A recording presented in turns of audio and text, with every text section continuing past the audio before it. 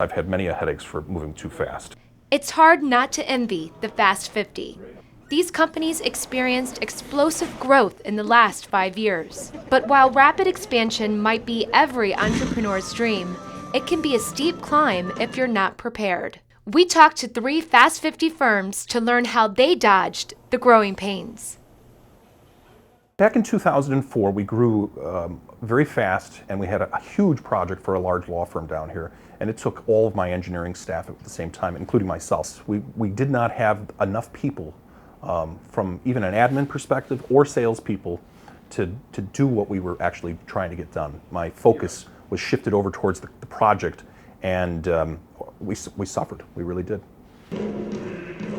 5 years ago, we focused totally on the product development area and the revenue area. And we had really a lot of work to do in both those areas.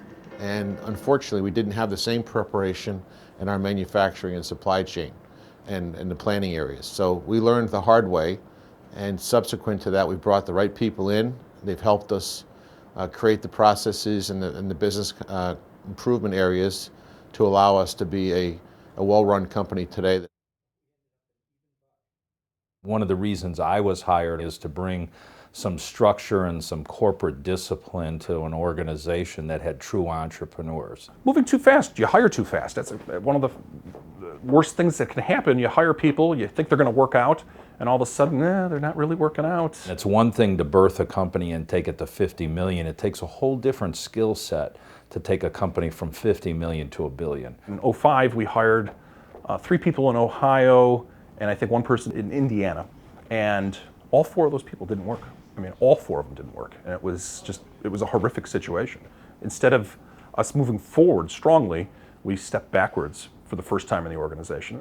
Every individual that we hire, while they might have relevant background, they don't have a background that allows them to start on day one and be effective. It's training, it's development, it's education. Now our training department consists of a professional team of trainers, educators, a whole formalized process, versus the early days when it was, as you might imagine in a startup, something of an individual event. If you have the right people and you have the right vision, anything is possible.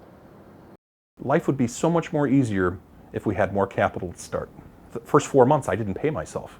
My wife worked for the company for 9 months. We didn't pay her. It's difficult in those days. I would have swallowed my pride, I think, a little bit more, and gone out and asked for defined money to help me start the business.